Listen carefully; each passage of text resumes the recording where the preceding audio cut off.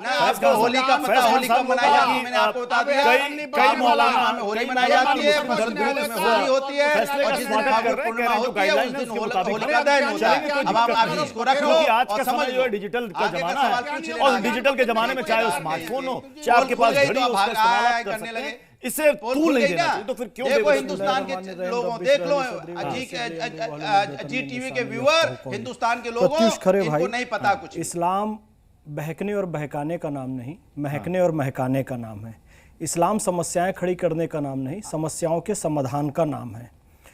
लोग यहाँ पर बहकाने का प्रयास कर रहे हैं कि अजान पर प्रतिबंध लगाया जा रहा है। अजान पर प्रतिबंध की बात ही नहीं हो रही है।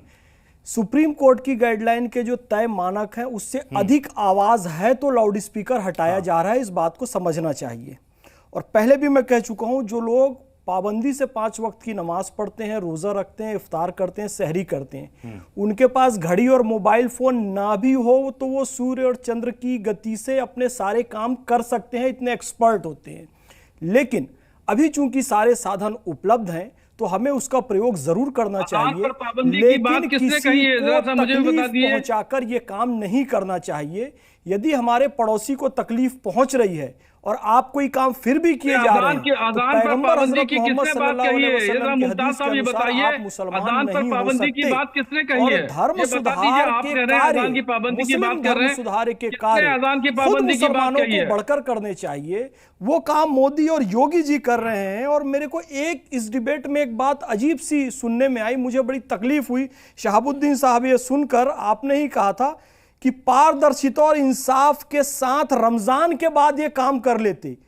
अरे पारदर्शिता और इंसाफ का काम तो रमजान से चालू होना चाहिए। हमारे मुफ्ती मौलानाओं को खुद कहना चाहिए कि लाउड स्पीकर की आवाज कम करो, लोगों को परेशान ना करो। ये तो सही मौका है रमजान का पाक महीना की पारदर्शिता और इंसाफ की बात करें। जब हमारे देश का कानून ये कह रहा है, सुप्रीम कोर्ट ये कह रहा है कि अजान पर पाबंदी की ना जाओ, तो फिर हमको तो रमजान से इस बात को चालू करना चाहिए। भाई अब रमजान का पाक महीना आ गया है, तमाम शैतान जो है रमजान के महीने में बंद हो जाते हैं, तो जो भी शैतानी हरकतें हैं वो बंद कर दी जाएंगी। और सही इस्लाम जो रिलीजन ऑफ पीस है, जो शांति का मजहब है, रहमतुल लिल आलमीन पैगंबर हजरत मोहम्मद सल्लल्लाहु अलैहि वसल्लम को कहा गया सब पर रहमत बरसे, तो हमको भी ये काम करना चाहिए, सब पर रहमत को बरसाने वाला काम। क्योंकि हम उनकी उम्मत है जो सारी दुनिया के लिए रहमत बनकर आए, रहमतुल लिल आलमीन बनकर आए। हमारे साथ मुफ्ती अहमद नुमानी साहब भी जुड़ चुके हैं, धर्मगुरु हैं मदरसा अजमल उलूम संभल के। मुफ्ती अहमद नुमानी साहब, लाउड स्पीकर पर जो इस वक्त एक्शन चल रहा है वो मजहब को टारगेट करने के लिए चल रहा है। देखिए, मेरा पहला पूरा नाम है मुफ्ती आलम रजा खान नूरी, एक बात जी। और दूसरी बात यह है कि जो मजहब के नाम पर राजनीति आजकल हो रही है, वो निहायती देश के लिए घातक है।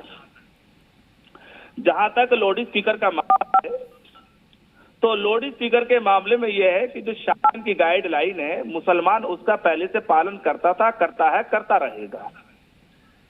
मगर दूसरी बात यह है कि हम ये देख रहे हैं कि लाउड स्पीकर का जहां तक सुप्रीम कोर्ट का आदेश है, यानी हमारे सुप्रीम कोर्ट का आदेश के मुताबिक लाउड स्पीकर की आवाज के ताल्लुक से जैसा आदेश है, तो क्या भारत के अंदर सुप्रीम कोर्ट के लाउड स्पीकर के ताल्लुक से जो गाइडलाइन है और उसका कानून है, क्या सारे समुदाय इसकी पाबंदी करते हैं? मैं आपके चैनल के माध्यम से पूछना चाहता हूं लोगों से।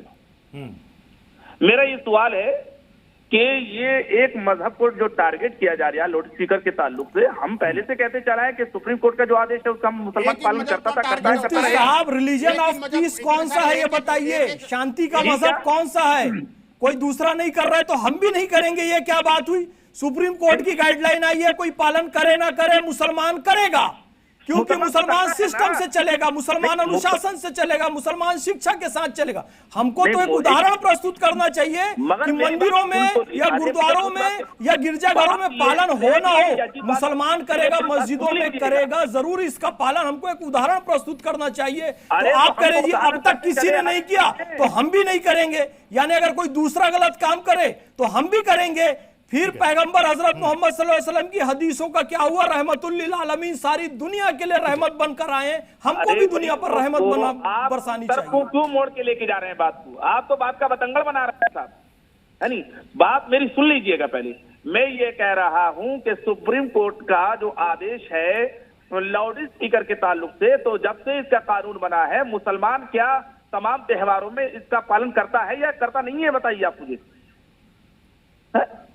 अब दूसरी बात ये, हम ये कब कहते हैं कि भाई मंदिर में भजन नहीं होने चाहिए, मंदिर के अंदर मत ये कि जागरण नहीं होना चाहिए, या हम किसी समुदाय के ऊपर कोई टिप्पणी नहीं करते हैं। हम तो एक बात ये कहते हैं कि रमजान का मुकद्दस महीना है, लोग मस्जिद सहरी के लिए भी इसका इंतजार करते हैं, अजान का, मगरिब में भी इसका इंतजार करते हैं। तो लिहाजा जैसे और धार्मिक कार्यक्रमों के लिए मैं समझ गया आपका पॉइंट। आप ये कह रहे हैं कि जैसे नहीं प्रतिबंध नहीं लग रहा है, इनका पॉइंट ये है, मैं मुमताज आलम रिजवी साहब आपके पास, इनका पॉइंट ये है कि जैसे हम इसका पालन करते हैं, बाकी धर्म मजहब के लोगों को भी इसका कड़ाई से पालन करना चाहिए। सी न्यूज़।